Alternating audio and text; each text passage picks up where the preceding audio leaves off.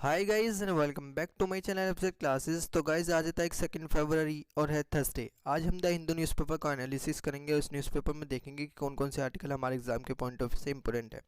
और गाइस आपको इस न्यूज़पेपर के पीडीएफ चाहिए या इस न्यूज़पेपर का नोट्स चाहिए तो आप मेरा टेलीग्राम चैनल भी ज्वाइन कर सकते हैं, एफजेड क्लासेस हिंदू पीडीएफ। वहाँ से आपको डेली बेसिस पर इस न्यूज़पेपर के पीडीएफ मिल जाएंगे। तो गाइज आज का जो हिंदू का एनालिसिस है ना, वो बेसिकली आप उसे एक बजट एनालिसिस भी बोल सकते हैं, क्योंकि पूरे के पूरे न्यूज़पेपर में आपको क्या देखने को मिल जाएगा, बजट का पूरे की पूरी हाइलाइट्स देखने को मिल जाएंगी जो दी गई है। तो आज की वीडियो में हम क्या जानेंगे, बजट के बारे में ज़्यादा इस एनालिसिस में देखेंगे, क्योंकि सारे न्यूज़पेपर में क्या है, बजट के बारे में दिया हुआ है। तो चलिए वीडियो शुरू करने से पहले बेसिकली जैसा डेली रूटीन होता है हमारा, तो पहले एक मैप का क्वेश्चन देख लेते हैं। तो आज आपको मैप में क्या देखना है, मैप में आज आपको देखना है मध्य प्रदेश के बारे में, जो कि एक सेंट्रल प्रोविंस है, और उसके नेबरिंग स्टेट्स को आपको देखना है। फिर उसे एक कमेंट में बताना है जिससे आप उसको लंबे समय तक याद रख सकें। तो वीडियो को आगे बढ़ने से पहले पहले मैप के क्वेश्चंस को डिस्कस कर लेते हैं, मध्य प्रदेश के बारे में जान लेते हैं। क्योंकि अगर एक बार हमने वीडियो शुरू करी तो फिर हम डिस्टर्ब हो जाएंगे किस चीज़ में, अगर किस चीज़ में कि बजट को पूरा का पूरा हमें क्या करना पड़ेगा, इसके हाईलाइट्स जाननी पड़ेंगी। तो चलिए मध्य प्रदेश के बारे में पहले थोड़ा सा जान लेते हैं। मध्य प्रदेश को देखें तो ये एक सेंट्रल प्रोविंस है, एक स्टेट है सेंट्रल इंडिया का। ये एक, इसकी कैपिटल जो है वो भोपाल है। ये लार्जेस्ट सिटी है इसकी जो इंदौर है, जिसके यहाँ जबलपुर, उज्जैन, ग्वालियर, सागर, रेवा जो है इसकी मेजर सिटीज़ हैं। मध्य प्रदेश एक सेकंड लार्जेस्ट इंडियन स्टेट है अगर इन टर्म्स ऑफ एरिया देखें, और फर्स्ट लार्जेस्ट इंडियन स्टेट कौन है वो आप कमेंट में बता सकते हैं, उसके बारे में हमने कल ही पढ़ा था।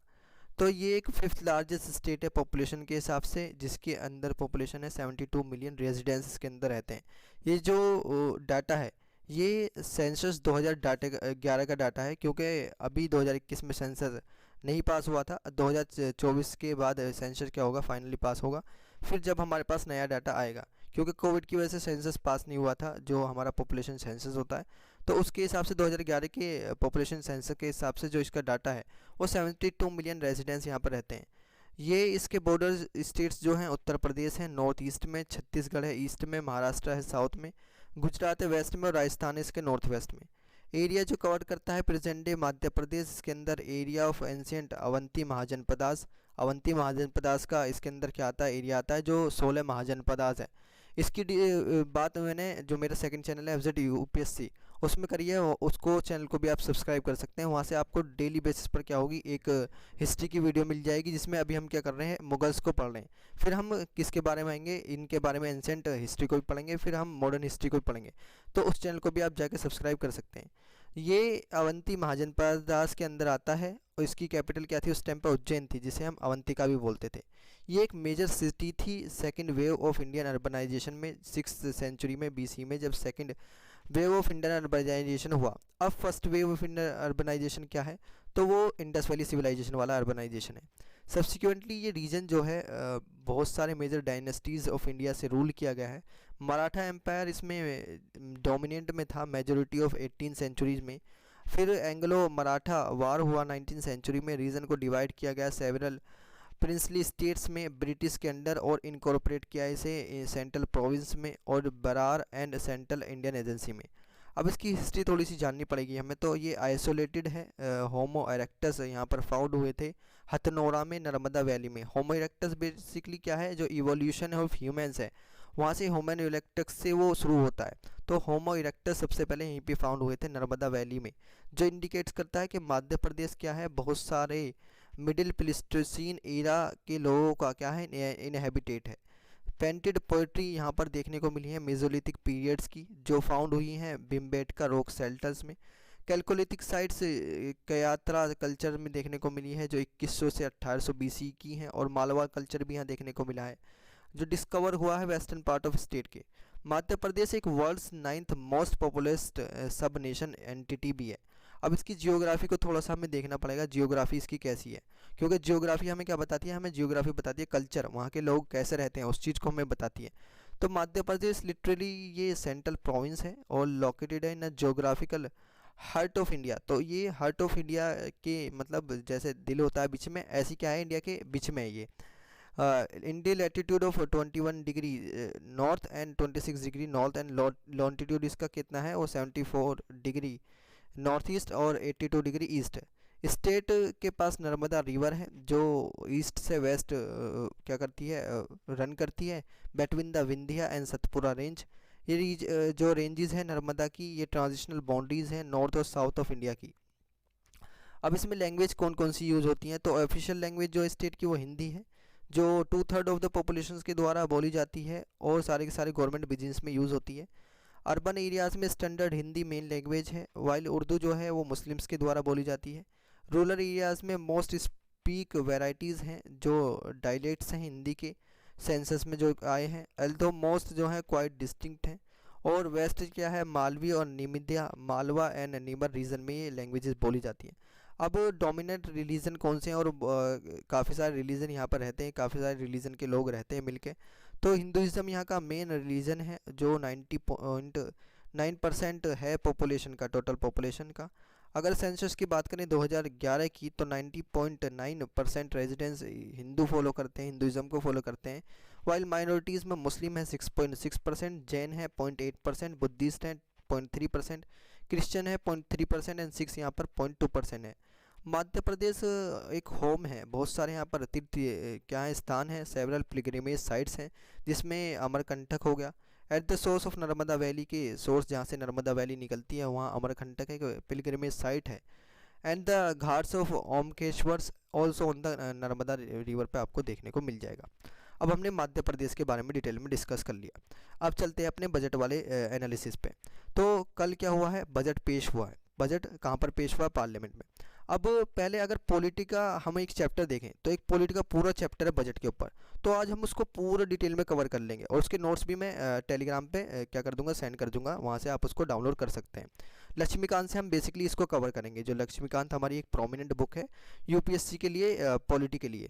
तो अभी क्या है, बजट पेश हुआ। अब बजट पेश कौन करता है, तो बजट बेसिकली फेस करती हैं, जो बजट बनाती कौन है, तो बजट बेसिकली बनाती हैं एग्जीक्यूटिव डिपार्टमेंट्स बजट बनाती हैं। जैसे कोई सा भी डिपार्टमेंट हो गया, डिफेंस का डिपार्टमेंट हो गया, हेल्थ का डिपार्टमेंट हो गया, ये सब क्या करती हैं, अपना अपना बजट बनाती हैं, पूरे साल का एक एस्टिमेट लगाया जाता है।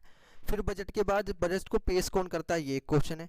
क्यों बजट को पेश करती हैं हमारी फाइनेंस मिनिस्टर जो है निर्मला सीतारमन, ये बजट को पेश करती हैं। और बजट को पेश करवाता कौन है, तो ये क्वेश्चन है कि बजट को पेश करवाता कौन है, तो बजट को कौन पेश करवाता है, प्रेसिडेंट ऑफ इंडिया बजट को पेश कराते हैं।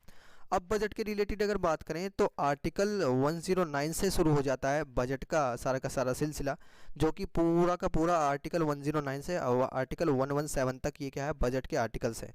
तो बजट शुरू होता है 109 से। तो उसमें बताया गया है कि बिना रिकमेंडेशंस के प्रेसिडेंट के बजट क्या होगा, दोनों हाउसेज में पेश नहीं होगा। दूसरी बात, बजट जो है ना, बजट सिर्फ किस में पेश होता है, बजट जो ओरिजिनेट होता है वो बजट लोकसभा में ही ओरिजिनेट होता है। बजट कभी भी किस में नहीं होता, राज्यसभा में क्या होता है, पूरी तरीके से कभी भी ओरिजिनेट नहीं होता। तो बजट कहाँ पर पेश होता है, we the people of India के सामने। फिर उस पर डिस्कशन होता है। अभी ये क्या हुआ है, बजट सिर्फ पेश हुआ है, अभी इस पर डिस्कशन होगा, इस पर वोट होगी, और लोकसभा के पास ये एसेंट है कि जितना एग्जीक्यूटिव ने अपनी मांग रखी है उसको एसेंट कर भी सकते हैं, उसको रोक भी सकते हैं, उसमें कट भी कर सकते हैं। 3 तरह के कट लोकसभा करती है, पॉलिसी कट करती है, इकोनॉमी कट करती है और टोकन कट करती है। उसकी अब आगे हम बात करेंगे। तो बजट पेश तो हो गया। अब जब एस्टिमेट्स रखी गई, जो एक्सपेंडिचर रखी गई और अमाउंट रखी गई, कितनी हमें चाहिए और कितने हमारे खर्चे हैं, वो सब रखा गया डिपार्टमेंट्स के द्वारा। फाइनेंस मिनिस्टर ने वो रखा किसके अंदर, लोकसभा के अंदर। अब क्या होगा, बजट राज्यसभा में जाएगा रिकमेंडेशंस के लिए, जब इसको पूरा पास कर दिया जाएगा। फिर क्या होगा, फिर इसके लेकर एक अप्रोप्रिएशन बिल लाया जाएगा। आर्टिकल 114 में एक अप्रोप्रिएशन बिल लाया जाएगा। अब बजट को जिस तरीके से पूरा एसेंट कर दिया या फिर उसको थोड़ा सा उसमें कटौती कर दी, तो उसको लेकर फिर पास कराने के लिए बजट को क्या आएगा, एक अप्रोप्रिएशन बिल आएगा। अप्रोप्रिएशन बिल के बाद क्या होगा, जो प्रेसिडेंट है वही अप्रोप्रिएशन बिल को रखवाएंगे दोनों हाउसेज में। फिर उसको राज्यसभा के पास भेजा जाएगा। राज्यसभा के पास अनुमति है कि वो उसको या तो अपना रिकमेंडेशन दे सकती है, और या उसमें अमेंडमेंट को तो कह सकती है, या उसे रोक के रख सकती है, और ज़्यादा दिन उसको रोक के भी नहीं रख सकती राज्यसभा। अब जब वो पेश होगा राज्यसभा में, तो फिर लोकसभा के पास वो आएगा। तो लोकसभा के पास राइट है कि वो राज्यसभा को अमेंडमेंट्स को एक्सेप्ट करे या फिर ना करें। और अमेंडमेंट को एक्सेप्ट अगर उसने किया तो ये समझा जाएगा कि अमेंडमेंट के साथ क्या हुआ है, बजट को पेश किया गया है। और अगर अमेंडमेंट के साथ उसने पेश नहीं किया तो ये समझा जाएगा कि बिना अमेंडमेंट के दोनों हाउसेस की परमिशन इसको मिल गई है। अब 114 में अप्रोप्रिएशन बिल आएगा। अब कुछ जो सप्लीमेंट्री बचा है, मतलब जो सप्लीमेंट्री बचा है मतलब जो इस ईयर कवर नहीं हो पाया, जो एक्सीडेंशियल चीज़ है, हमारी सिचुएशन है, उसके ऊपर अगर बजट के पैसे चाहिए तो उसको लेकर सप्लीमेंट्री बजट भी आता है। सप्लीमेंट्री आप कर सकते हैं, एडिशनल ग्रांट्स ले सकते हैं। जो बेसिकली 113 आर्टिकल है ना, उसमें जो बजट है वो किस नाम से रखा जाएगा, बजट रखा जाएगा डिमांड फॉर ग्रांट। तो डिमांड फॉर ग्रांट्स के नाम पर बजट रखा जाएगा। अब एक चीज़ और इम्पोर्टेंट है इस चीज़ में, जो बजट रखा जाएगा एग्जीक्यूटिव्स डिपार्टमेंट अपने जो अपना बजट रखेंगे, अगर वो लोकसभा क्या कर रही है, बजट पर पूरी तरीके से एडसेंट दे रही है, लेकिन लोकसभा के पास राइट तो है कि उसको कट कर सकती है, लेकिन लोकसभा के पास ये राइट नहीं है कि उसको क्या करे, पूरी तरीके से डिपार्टमेंट और एग्जीक्यूटिव से ज़्यादा किसी को बजट प्रोवाइड करा दे, पैसे प्रोवाइड करा दे, फंड्स प्रोवाइड करा दे। लेकिन ज़्यादा बिल्कुल डिमांड से ज़्यादा कभी भी लोकसभा ग्रांट नहीं कर सकती। तो डिमांड से ज़्यादा कभी भी लोकसभा ग्रांट नहीं कर सकती अगर बजट की बात करें। जितना डिमांड किया है ना एग्जीक्यूटिव से या डिपार्टमेंट ने, उतना ही सिर्फ ग्रांट करेगी। अब हमने ये पॉलिटिका चैप्टर पूरी तरीके से कवर कर लिया बजट को लेकर। अब बजट में हाइलाइट्स क्या हैं उसको हमें देखना पड़ेगा। तो बजट में सबसे बेहतरीन जो हाइलाइट्स हैं वो हैं इस बार इनकम टैक्स को लेकर। और ये एक पहले हमें बजट की हाइलाइट्स देखनी है, फिर हम बाद में कंक्लूजन उसका देखेंगे कि किस तरीके से बैलेंस पॉइंट है या बैलेंस एक्ट है। तो अभी इसको लेकर एक हिसाब लगाया गया है कि ये जो आम लोगों को है उसको क्या हो जाएगी, उनको थोड़ी सी इससे मदद मिल जाएगी। तो फाइनेंस मिनिस्टर ने प्रमोट्स किया है, टैक्स रिलीफ्स दी हैं जो सैलरीड मिडिल क्लास पर्सन होते हैं। स्कीम आर्टिजन्स के लिए बनाई गई हैं, ट्राइबल्स ग्रुप्स के लिए स्कीम बनाई गई हैं, और विमेंस और एमएसएमई के लिए, जॉब्स यूथ्स के लिए। और एक एफर्ट लगाया गया है कि स्मूथ सेवरल वोट बैंक्स मिल सके बिफोर द 2024 लोकसभा इलेक्शन, क्योंकि अभी लोकसभा इलेक्शन भी आने वाले हैं। तो इसको लेकर एक एफर्ट लगाया गया है कि आम आदमी को इस बजट में अच्छी से अच्छी छूट मिल सके, जिससे 2024 क्या हो, इलेक्शन अच्छे हो सके। तो ये बजट पेश किया गया। अब बजट के मेन हाइलाइट्स क्या हैं, तो ये इनसाइड बजट के क्या है, ये टैक्सेस में, इकोनॉमी में, इंफ्रास्ट्रक्चर में, सोशल सेक्टर में, एडिटोरियल में, ये सब दिया गया है बजट के बारे में। इसको हम डिटेल में नीचे डिस्कस करेंगे। तो सबसे पहला जो इंपॉर्टेंट हाईलाइट है बजट का वो है फर्स्ट हाईलाइट। इसमें कहा है कि जो zero tax for annual income up to 7 lakh under new scheme. तो नई स्कीम के अंदर क्या होगा कि आपको जीरो टैक्स देना पड़ेगा। जीरो टैक्स देना पड़ेगा, किस चीज़ को लेकर जीरो टैक्स देना पड़ेगा, जो आपकी एनुअल इनकम है ना, जो आपकी इनकम है उसमें अगर आप 7 लाख पर महीने तक कम पर ईयर तक कमा रहे हैं तो आपको कोई टैक्स आपका नहीं लगेगा, आपका कोई इनकम टैक्स नहीं लगेगा। इसके अंदर स्लैब्स को भी कम किया गया है। पहले इसके स्लैब्स क्या थे, 7 स्लैब्स थे, अब इसके स्लैब्स को भी क्या कर दिया गया है, कम कर दिया गया है। और अगर आप पुराना ऑप्शन चुनेंगे ना तो पुराने टैक्स व्यवस्था में कोई पूरी तरीके से बदलाव नहीं हुआ है, लेकिन अगर आप इसको चुनेंगे तो आपको एक 50,000 का रुपये का एक स्टैंडर्ड डिडक्शन भी मिलेगा। 50,000 रुपये का आप इसको क्या मिलेगा, एक डिडक्शन भी मिलेगा अगर आप इस स्कीम को चुनेंगे। और आपको 7.5 लाख रुपये तक अगर आपकी कोई इनकम है, आपकी कोई इनकम है पर ईयर की, तो आपको उस पर कोई भी इनकम टैक्स नहीं देना पड़ेगा। एक तो ये बहुत बड़ा हाईलाइट देखने को मिला। दूसरा क्या हाईलाइट देखने को मिला है, जो प्राइम मिनिस्टर की जो योजना है, आवास योजना, उसका शेयर क्या है, 66% से बढ़ सकता है। मतलब उसका शेयर अब क्या होगा, 66% से बढ़ जाएगा। उसमें मोर फोकस किस पे किया गया है जी, टायर 2 और टायर 3 पे फोकस किया गया है। टायर 2 एंड 3 सिटीज़ पर फोकस किया गया है कि किस तरीके से हम जो आवास योजना है उसको बढ़ाएं। और कुछ को अर्बन इंफ्रास्ट्रक्चर डेवलपमेंट फंड की भी बात करी गई है बजट में कि हम उसको प्रधानमंत्री आवास योजना है उसके अंदर हम 79,000 करोड़ फिस्कल देंगे। जो लास्ट ईयर 48,000 करोड़ था, 48,000 करोड़ था, अब उससे बढ़ाकर 66% से उसको ज़्यादा बढ़ाने की बात करी है। ये प्रधानमंत्री आवास योजना के अंदर शेयर के को ज़्यादा बढ़ाने की बात करी है। ये टायर 2 और 3 सिटीज़ पे बेसिकली फोकस किया जाएगा। अब ये हाईलाइट देख ली। अब नेक्स्ट हाईलाइट क्या है, नेक्स्ट हाईलाइट है किस चीज़ को लेकर, जो हमारे मोबाइल फ़ोन्स हैं, टीवी हैं, वो अब क्या होंगे, थोड़े सस्ते हो जाएंगे। तो बजट में ये बात रखी गई, जो हमारे मोबाइल फ़ोन्स हैं, जो हमारे टीवीज़ हैं, वो थोड़े सस्ते हो जाएंगे। टॉयज़ जो हैं, खिलौने जो हैं, बाईसाइकिल्स जो हैं, ऑटोमोबाइल जो हैं, वो थोड़े सस्ते देखने को मिलेंगे। ये दूसरी हाईलाइट इंपॉर्टेंट की गई बजट के अंदर। अब तीसरी हाईलाइट क्या की गई, तो तीसरी हाईलाइट बताई गई है कि silver to get costlier as government raises basic customs duty to 10%। जो हमारा सिल्वर है उसके अंदर अब वो महंगा थोड़ा सा हो सकता है, क्योंकि गवर्नमेंट ने क्या करा दिया है, जो बेसिक कस्टम ड्यूटीज़ है उसको 10% से बढ़ा दिया है, 10% से बेसिक कस्टम ड्यूटीज़ को बढ़ा दिया है, जिसकी वजह से सिल्वर जो है डोर और सेमी मैन्युफैक्चर्ड फॉर्म में वो 10% से उसका इंपोर्ट्स क्या हो जाएगा, थोड़ा कम हो जाएगा अगर उसकी कस्टम ड्यूटीज़ को बढ़ा दिया गया, जिसकी वजह से सिल्वर क्या होगा, थोड़ा सा महंगा हो जाएगा। ये होगी तीसरी हाईलाइट। अब फोर्थ हाईलाइट क्या है, तो फोर्थ हाईलाइट है जो हमारा पेन नंबर है, जो हमारा परमानेंट अकाउंट नंबर है, जो हमारा पैन कार्ड है, अब उसको हम यूज़ कर सकते हैं as a common identifier digital systems के लिए। किसी भी डिजिटल सिस्टम के लिए अब उसको हम कॉमन आइडेंटिफायर यूज़ कर सकते हैं। इससे हमारा प्रमोट होगा, हमारा इससे हमारी जो डूइंग ऑफ ईज बिजनेस है वो थोड़ा अच्छा हो जाएगा। ये हमारा फोर्थ हाईलाइट था। अब फिफ्थ हाईलाइट क्या है, हमारा जो बजट क्या है उसको प्रपोज किया गया है, उसके अंदर अमेंड्स किए गए हैं। बजट को प्रपोज करने में कुछ गिफ्ट आईएफएससी के अंदर क्या किए गए हैं, अमेंडमेंट किए गए हैं। तो business activities Gujarat international finance T city में, Gujarat international financial T city जो गिफ्ट चलाया था, किसने, गवर्नमेंट ने, किस चीज़ को लेकर, गुजरात सिटीज़ को पूरी तरीके से क्या करने के लेकर, राइज करने के लेकर। और international financial service centre gift IFSC जो चलाया था गवर्नमेंट ने, उसके अंदर भी क्या होगा, अमेंडमेंट होगा। ये हमारा फिफ्थ क्या है, हाईलाइट है। अब सिक्स्थ हाईलाइट क्या है बजट को लेकर, तो इकोनॉमी के अंदर भी कुछ चेंज किए गए हैं। वो क्या चेंज किए गए हैं, तो tourisms to go into a mission mode, मतलब टूरिज़म्स को प्रमोट करने की बात की जाएगी। हमारे इंडिया में अब 50 टूरिस्ट डेस्टिनेशन और बनेंगी। एक ऐप बनाया जाएगा टूरिस्ट के लिए, क्योंकि ये बहुत दिन से क्या देखने को मिल रहा था, जो टूरिस्ट थे उनको लेकर ऐप क्यों बनाया जा रहा है, क्योंकि उनके साथ इंडिया के अंदर क्या हो रहा है, उनके रैप वगैरह हो रहे हैं और उन्हें परेशान किया जा रहा है। तो उनके लिए एक ऐप बनाया जाएगा जिससे उनकी क्या हो जाए, तुरंत इमीडिएटली उनकी हेल्प हो सके। और वो ऐप किससे कनेक्ट होगा, अगर बड़ी बड़ी ब्रांचेस से वो ऐप कनेक्ट होगा, जिससे अगर उन्हें कोई भी चार्ज फाइल करना हो वो तुरंत फाइल हो जाएगा, फिर उनकी क्या हो जाएगी, तुरंत उनकी अपील सुन ली जाएगी। एक रिटेल आउटलेट्स हैंडीक्राफ्ट्स के लिए डेवलप किया गया है, जो हैंडीक्राफ्ट टूरिस्ट आते हैं उनके लिए एक रिटेल आउटलेट तैयार किया गया है।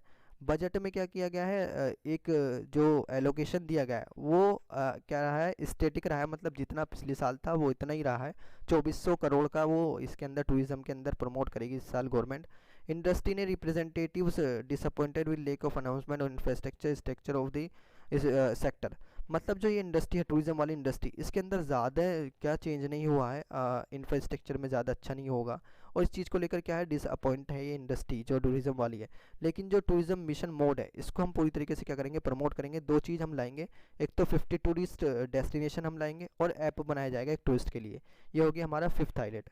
अब सिक्स्थ हाईलाइट क्या है बजट की, तो कोऑपरेटिव मैन्युफैक्चरिंग यूनिट अब क्या होंगी, थोड़ी बढ़ जाएंगी। जो फाइनेंस मिनिस्टर हैं हमारी निर्मला सीतारमन, उन्होंने अनाउंस किया है कि जो हमारी कोऑपरेटिव्स हैं वो अब उनकी मैन्युफैक्चरिंग एक्टिविटीज़ 31 मार्च से पहले 2024 में वो थोड़ी उनको बेनिफिट मिलेगा, उनके लोअर टैक्स उन्हें देना पड़ेगा, रेट ऑफ 15%, जो प्रेजेंटली अवेलेबल है न्यू मैन्युफैक्चरिंग कंपनीज़ में। अब थोड़ा सा समरी अगर देखें तो बजट ने कुछ ब्रेकअप किया है, जैसे इंटरेस्ट रेट में देखें तो उसके अंदर प्लस 1.52 पॉइंट्स परसेंट क्या हुए हैं, बड़े हैं। अब डिफेंस के सेक्टर में अगर देखें तो बजट ने कि इस बार क्या आया है, तो -0.17% से क्या हुआ है, जो पॉइंट है वो बजट के अंदर डिफेंस के बजट के अंदर घटे हैं। फिर सब्सिडेंट्री में -2.48% पॉइंट्स घटे हैं। टैक्स में क्या हुआ है, 0.09% पॉइंट्स बढ़े हैं। फर्टिलाइजर सब्सिडीज़ में जो हमारा -1.490% क्या हुए हैं, जो हमारा टैक्स था वो अब क्या हुआ है, थोड़ा कम हुआ, उसके फंड्स क्या हुए हैं, थोड़े से कम हुए हैं। और ट्रांसपोर्ट में ही ये आंकड़े देखने को मिले हैं कि 2.16 पॉइंट से क्या हुआ है, वहाँ पर फंड्स देखने को मिला है। अब हमारा सेवन्थ हाईलाइट्स क्या है, तो सेवन्थ हाईलाइट्स है हमारी जो ये केवाईसी है ना, केवाईसी प्रोसेस अब क्या होगा, नो योर कोड जो होता है, ये केवाईसी नो योर कस्टम्स जो होता है पॉलिसी, इसके अंदर अब सिंप्लीफाइड आएगी, सिंप्लीफाइड चीज़ वाली आएगी। मतलब कोई भी इसको अब पूरी तरीके से केवाईसी सिंपली कर सकता है। डिजी लॉकर एक वन स्टॉप शॉप होगा जो अपडेटिंग डिटेल्स देगा सब चीज़ की, हर चीज़ की जो अपडेटिंग डिटेल्स देगा, आपको कौन देगा, डिजी लॉकर देगा। यहाँ पर आपको हर चीज़ आपकी मिल जाती है, अपने डॉक्यूमेंट्स आप यहाँ पर सेव कर सकते हैं। अब ये हमारी सेवन्थ हाईलाइट होगी। अब एट्थ हाईलाइट क्या है हमारी, सोशल सिक्योरिटी कर्स इर्क ट्रेड यूनियन, मतलब जो लोकेशन दिया गया है लेबर मिनिस्ट्री को, वो दिया गया है सोशल सिक्योरिटी स्कीम्स को लेकर। एक नया डीप देखने को मिला है बजट के अंदर, मतलब इसके अंदर ज़्यादा ध्यान नहीं दिया। एंड ट्रेड यूनियंस इस चीज़ को लेकर एलिजिड हैं फाइनेंस मिनिस्टर पर कि ट्रेड यूनियंस की तरफ ज़्यादा ध्यान नहीं दिया गया। ये हो गया हमारा 8 क्या हो गया पूरी तरीके से जो हमारा हाईलाइट है। अब 8 हमारी जो हाईलाइट है वो क्या है, तो 7,000 करोड़ दिए गए हैं किस चीज़ को लेकर, जो हमारा फेज़ 3 है ई कोर्ट का, जो हमारे इलेक्ट्रॉनिक कोर्ट्स है, जो हमारे बेसिकली जो ऑनलाइन कोर्ट्स होते हैं, तो उनको लेकर अब उनके जो कोर्ट में जस्टिस है उसकी डिलीवरी सिस्टम्स को लेकर, जस्टिस डिलीवरी सिस्टम को लेकर फेज़ 3 के अंदर उसके अंदर भी एलोकेशंस किया गया है फंड्स का 7,000 करोड़ का। अब इकोनॉमी के सेक्टर में क्या हुआ है, ये हमारी 9th क्या है हाईलाइट है। तो डिफेंस बजट के अंदर क्या देखने को मिला है, 13% राइज देखने को मिला है। और सबसे ज़्यादा जो खर्चा होता है इंडिया में वो डिफेंस बजट पे होता है। अब डिफेंस बजट पे क्यों इंडिया ने क्या करा है, इसको राइज किया है, क्योंकि आपको पिछले साल क्या देखने को मिली होंगी, काफ़ी सारी टेंशन्स देखने को मिल रही है हमारी नेबरिंग कंट्रीज है, जैसे पाकिस्तान हो गया और चाइना हो गया, जिसकी वजह से काफ़ी सारे क्या देखने को मिले, डिस्प्यूट्स से देखने को मिले इंडिया चाइना के बीच में, इंडिया पाकिस्तान के बीच में। अभी तवांग वाला डिस्प्यूट्स देखने को मिला था, अरुणाचल प्रदेश में डिस्प्यूट्स देखने को मिला था, सिलीगुड़ी कॉरिडोर पर वो हमेशा डिस्प्यूट करता रहता है, इंडियन और जो चाइनीज सोल्जर उनके बीच में झड़प होती रहती है। तो इस वजह से क्या कर रहा है गवर्नमेंट ने, जो डिफेंस का बजट है ना उसको 13% से बढ़ा दिया है, फाइनेंशियल ईयर 23 के लिए उसको बढ़ा दिया गया है। और जो हमारी आरई पेंशन है उसको भी राइज कर दिया गया है। Capital expenditure modernisation of military jumps वो 6.7%, मतलब जो हम मिलिट्री की चीज़ में अब हम खर्च करेंगे ना उनको क्या होगा 6.7% से ज़्यादा होगा, जिसके अंदर जो डिफेंस का बजट है 1.62 लाख करोड़ का फाइनेंशियल में 23 में रिवाइज किया गया है। और पेंशन्स के लिए 33,719 करोड़ को पूरी तरीके से रेगुलेट किया गया है। अब जो हमारी 10वीं हाईलाइट है वो है डिपार्टमेंट ऑफ स्पेस को लेकर। तो स्पेस के अंदर गवर्नमेंट ने क्या करा है, थोड़ी सी कंजूसी सी करी है। तो डिपार्टमेंट ऑफ स्पेस के अंदर 8% लेस फंड इस बार होगा, प्रीवियस ईयर से 12,500 करोड़ कम होगा इस बार जो हमारा बजट के अंदर एलोकेशन देखने को मिला है।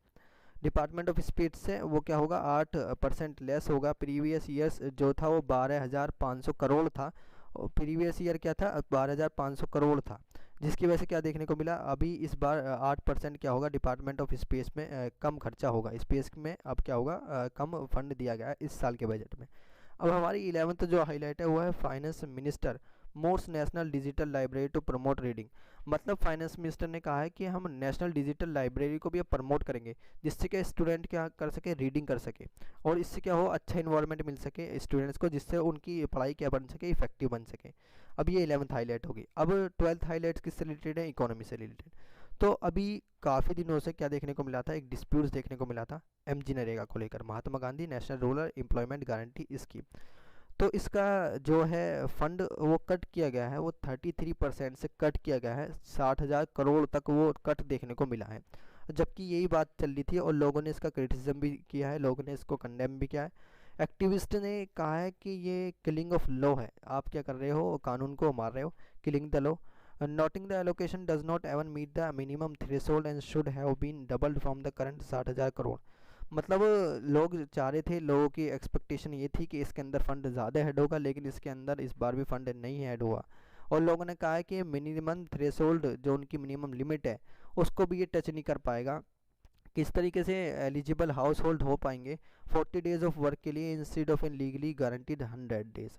मतलब गवर्नमेंट ने कहा है कि अब 14 डेज वर्क इसके अंदर हो, जबकि पहले इसके अंदर क्या था 100 डेज वर्क था। तो इसके अंदर थोड़ी सी क्या देखने को मिली है, फंड्स की कमी इस बार देखने को मिली है 2023-24 को लेकर। अब जो 13th हमारी हाईलाइट है वो माइनॉरिटी स्कीम्स को लेकर है। तो फंड्स माइनॉरिटी स्कीम्स को भी इस बार कम देखने को मिला है, जो माइनॉरिटी स्कीम चलाई जाती है गवर्नमेंट के द्वारा उसमें भी फंड्स क्या है 38% से कम देखने को मिला है अगर लास्ट ईयर की बात करें। तो बजट ने क्या करा है, मिनिस्ट्री ऑफ माइनॉरिटी अफेयर्स के लिए 38% से फाइनेंशियल ईयर्स 2023-24 में फ़ंड्स कम कर दिए हैं। और several scholarships and skill development schemes को बहुत ज़्यादा फंड मिलेंगे, उसको लेकर अलग बात है, लेकिन माइनॉरिटी स्कीम्स के लेकर इस बार क्या मिलेंगे, थोड़े कम फंड मिलेंगे। अब 14 जो हमारी हाईलाइट है वो है 19 वो है आयुष को लेकर। तो 14 हाईलाइट्स में एक इम्पोर्टेंट बॉडी को लेकर, एजेंसी को लेकर हमारी हाईलाइट है। तो उसके अंदर जो उसको फंड्स मिलेंगे मिनिस्ट्री ऑफ आयुष को, वो 19.6% से अब इस बार हाइक हो जाएंगे। आयुर्वेदा इंस्टीट्यूशंस का एलोकेशंस क्या हो जाएगा, पूरी तरीके से डबल हो जाएगा। तो आयुर्वेदा की तरफ क्या कर रहा है, इंडिया पूरी तरीके से बढ़ रहा है। अब हमारा जो 15th हाईलाइट है वो है 100% हम मैकेनाइज सीवर क्लीनिंग पे जाना चाहते हैं। तो सेंटर ने कहा है कि हम 100% स्विच करेंगे अपने मैकेनाइज सीवर क्लीनिंग पर। तो इसमें क्या होगा, अब मेन का कोई इन्वॉल्व नहीं होगा, अब इसमें कोई आदमी काम नहीं करेगा। और ये किसके अंदर लाया गया है, एक स्कीम के अंदर, वो है नमस्ते, national action plan for mechanise sanitation ecosystems. अब इस स्कीम के अंदर हम क्या करेंगे, 100% पूरा मैकेनाइज करेंगे अपने जो हमारा क्लीनिंग सिस्टम है, सीवर क्लीनिंग सिस्टम है, उसको 100% मैकेनाइज करेंगे। अब और क्या देखने को मिला, 16th जो हाईलाइट है हमारा, वो ग्रीन एनर्जी की तरफ मेजर ट्रस्ट देखने को मिला है। हम प्लान कर सकते हैं ग्रीन एनर्जी को 35,000 करोड़ रुपए हम ईयर मार्क्ड किए गए हैं, प्रायोरिटी कैपिटल इन्वेस्टमेंट किया गया है ऑफ ग्रिड सोलर प्रोजेक्ट को लेकर, जो ये सोलर सिस्टम होते हैं इनको लेकर, इसको लेकर कॉन्स्टिट्यूट दिया गया है। लेकिन जो 5% of the solar power target, जितना सोलर पावर का टारगेट था उससे 5% क्या होगा, फंड्स थोड़ा कम देखने को मिला है, जिससे 360 करोड़ रुपए मिलेंगे। कस्टम ड्यूटी को कम किया गया है, कैपिटल गुड्स और मशीनरीज को, लिथियम आयन बैटरी मैन्युफैक्चरर्स को बूस्ट करने के ऊपर इंडिया ने बात करी है। और सबसे ज़्यादा लिथियम आयन बैटरी बनती कहाँ है, लिथियम आयन सबसे ज़्यादा कहाँ देखने को मिलता है, ये लिथियम देखने को मिलता है कहाँ पे, सबसे ज़्यादा ताइवान में, एक छोटी सी कंट्री है। अब 16 क्या देखने को मिला है हाईलाइट्स, तो एलोकेशंस फार्म स्कीम्स में, उनमें क्या होगा, फार्म स्कीम्स में फूड सब्सिडी, ड्रग्स में थोड़ा फंड्स कम इस बार देखने को मिल सकता है, एलोकेशंस में कट देखने को मिला है फार्म स्कीम्स में।